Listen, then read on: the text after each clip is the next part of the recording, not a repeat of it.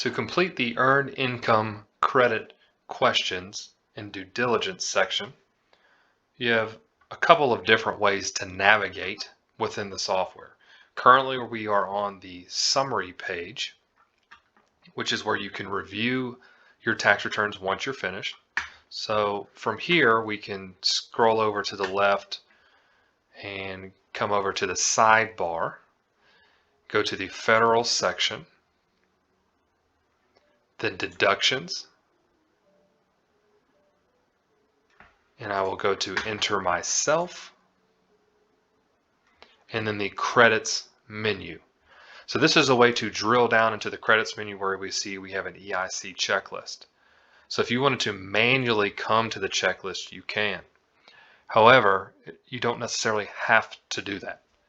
So the software is smart enough to know, based on what you've entered into the program, the taxpayer appears to qualify for EIC, but you would need to do your due diligence first to make sure that that is still the case. So if we go back to the summary section, and let's pretend we looked over our tax return, everything looked good, I could continue to progress, and it's going to calculate and recognize the return does qualify, but you have not done the due diligence checklist yet. So it will then prompt me to. So then I can go through each question. Were they a non-resident alien? Did the child qualify another person? Did you complete everything? Ask all of the questions and get all the information that you would need. Just going to make sure we go down the checklist, answer all the appropriate questions so they will qualify.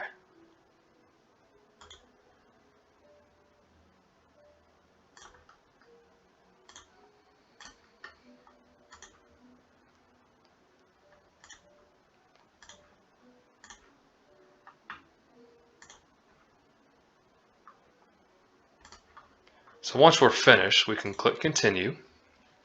It will then determine that if the EIC questions were answered correctly or not.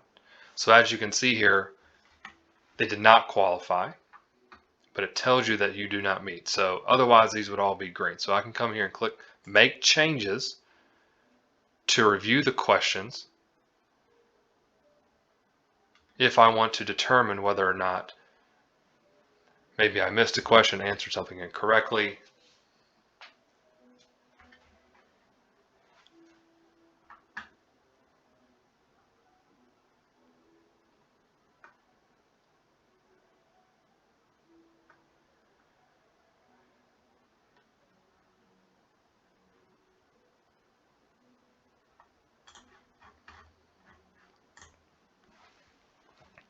And then once I correct the EIC due diligence checklist, now you can see they're all green. So I just wanted to show you that in the software, this does check for any wrong answers and how it would look if you did answer something where they did not qualify, and if so, you could then make a change and come back and re-answer those questions. Two more things to note. There are documents that you can submit with the tax return, and also notes that you can submit with the tax return as well. So if the situation is maybe something out of the norm, whether it's head of household with one dependent, and it's their biological child, that's fairly normal. If it's not their biological parent, why is the aunt, uncle, grandparent, guardian, why do they have them? IRS may want some of that information. So to potentially prevent an audit situation, if you go ahead and add all the documentation and notes with the tax return, that could be helpful and beneficial to submit that to the IRS. But once you're done, you can continue, and then that would then allow you to proceed to the e-file screen. And that's how you complete the Earned Income Credit Due Diligence Checklist.